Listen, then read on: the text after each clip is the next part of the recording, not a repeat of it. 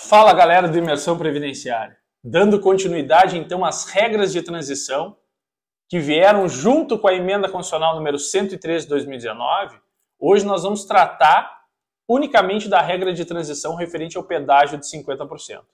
Essa regra de transição ela é a mais semelhante com o regramento anterior, pois ainda não exige uma idade mínima e temos a aplicação do fator previdenciário, o grande terror dos segurados da Previdência Social.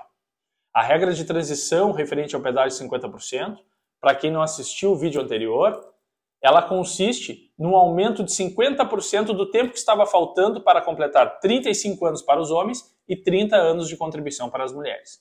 Por exemplo, um homem que tinha 33 anos e um dia, quando mudou a legislação, dia 13 de novembro de 2019, lhe faltavam ainda 2 anos de contribuição. Para isso, ele precisa contribuir os 2 anos que estavam faltando mais 50%. Ou seja, ele irá se aposentar com 36 anos de contribuição, independentemente da idade que ele tenha na data que ele completou o tempo. Para as mulheres, que tinham 28 anos de contribuição em um dia, elas precisam também contribuir o tempo que estava faltando para fechar 30 anos e mais 50%. Ou seja, uma mulher, neste caso hipotético, poderia então se aposentar com 31 anos de contribuição. Compreendido o tempo que é necessário, um requisito dispensável para esta regra, nós temos também uma mudança na fórmula do cálculo. Não é uma mudança tão brusca, mas é uma mudança que já diminui um pouco o rendimento do segurado numa legislação antiga para a legislação nova. Ou seja, na legislação antiga, eu trato aqueles que tinham direito adquirido, aqueles que preencheram os requisitos para a concessão da aposentadoria antes da mudança da legislação. Já para aqueles, então, que vão se enquadrar na regra de transição do pedágio de 50%, nós temos uma forma de calcular um pouquinho diferente. Bom, a partir da vigência da reforma, nós temos, então, uma média aritmética simples de todos os salários de contribuição referente ao período básico de cálculo. E qual é o período básico de cálculo? O período básico de cálculo inicia em julho de 1994 e vai até a data da entrada do requerimento administrativo, ou seja, a data em que eu estou informando o INSS que preenchi todos os requisitos para a concessão da aposentadoria. Bom, vamos supor que esse segurado tenha 300 meses de contribuição de julho de 94 até julho de 2022. Bom, mas se hoje é julho de 2022, já passou muito do tempo, ele já teria preenchido o tempo necessário conforme o exemplo que tu deste, Thiago. Sim, a aposentadoria é um ato voluntário. Não necessariamente eu preciso me aposentar a partir do momento que eu preenchi os requisitos. Eu posso optar pela data que eu vou me aposentar, porém só receberei a minha aposentadoria a partir da data que eu comunicar ao INSS que eu estou querendo, então, gozar daquele direito. Bom, vamos supor, então, que o nosso período básico de cálculo é de julho de 1994 até julho de 2022. A média de todas estas contribuições leva em consideração todos os salários de contribuição que estão acima ou igual ao salário mínimo nacional.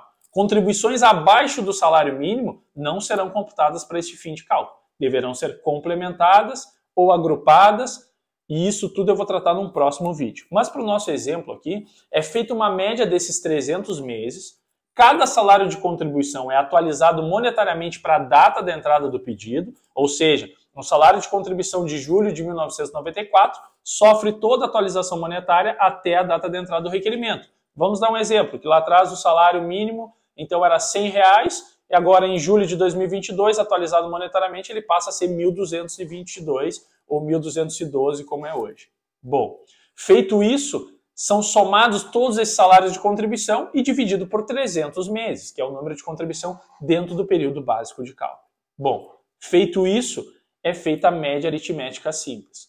Mas esta média ela pode ser alterada, e isso eu vou tratar num próximo vídeo, pois é possível excluir contribuições para aumentar a média aritmética desde que não fique um número inferior a 35 anos de contribuição para o homem ou o tempo necessário que ele deveria atingir para esta regra de concessão. Tá? Então vamos supor no nosso exemplo que não vai ter o descarte das contribuições e será feita a média dos 300 meses. Apuramos uma média de R$4.000. Bom, se o segurado tem uma média de R$4.000, agora nós vamos verificar qual é a idade que ele se encontra naquele momento. Vamos dizer que o homem que fez este cálculo, ele tinha 55 anos de idade. Bom, Nessa situação, somando a idade dele com o tempo de contribuição, ele não soma a pontuação necessária para se enquadrar em outra regra de transição, o que acabaria libertando ele da aplicação do fator previdenciário. Então ele será atingido pelo fator previdenciário. O fator previdenciário é uma fórmula que foi criada para acabar com as aposentadorias precoces, principalmente daqueles que contribuem acima do salário mínimo. Eu sempre digo, o fator previdenciário consiste em quem vai viver mais receberá menos da Previdência. Quem vai viver menos receberá mais da Previdência. Então o sujeito que preencheu o tempo de contribuição, tem uma média alta, ele pode se aposentar, porém sofrerá a aplicação do fator previdenciário. Caso ele não queira optar por esta regra, ele deverá procurar outra regra de transição que eu vou trazer nos próximos vídeos. Mas vamos supor então que o fator previdenciário, levando em consideração a idade desse segurado, a expectativa de vida e o tempo de contribuição é de 0,55, eles vão pegar os R$4.000 dele, de média, e vão multiplicar por 0,55. Ou seja, ele vai perder 45% na arrancada. A renda mensal inicial dele será reduzida em 45%. Eu acho, muitas vezes, um suicídio previdenciário. Mas as pessoas gostam de fazer os cálculos e verificar, bom, se eu me aposentar tantos anos antes, vai valer a pena? Qual o retorno que eu vou ter? Será que eu aguardo mais alguns anos para obter uma renda mais próxima da minha média? Ou até mesmo investir para a minha média aumentar? Isso é uma opção do segurado. Cabe a nós e todos os advogados previdenciaristas trazer as alternativas de cálculos para que o segurado do INSS possa optar pela regra mais vantajosa. Então o pedágio de 50% ele ainda tem a implicação do fator previdenciário, que é o grande terror da Previdência. Todo segurado do INSS pensa em fugir do fator previdenciário. Antigamente, na legislação anterior, para fugir do fator previdenciário, ou deveria somar uma pontuação mínima, ou se aposentar por idade, que aí o fator previdenciário só seria aplicado para majorar a renda mensal inicial do benefício.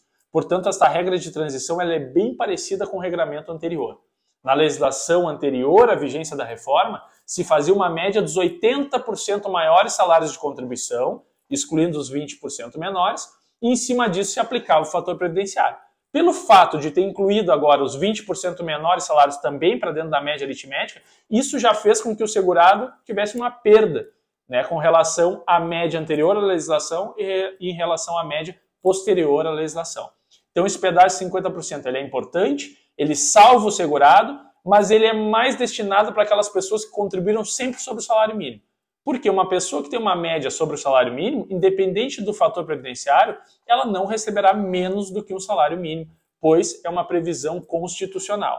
Diz na nossa Constituição que nem o segurado do INSS receberá menos do que o salário mínimo, nem ganhará mais do que o teto da Previdência Social, exceto no benefício do acréscimo de 25%, onde ele pode majorar essa renda, que será um vídeo que nós trataremos posteriormente.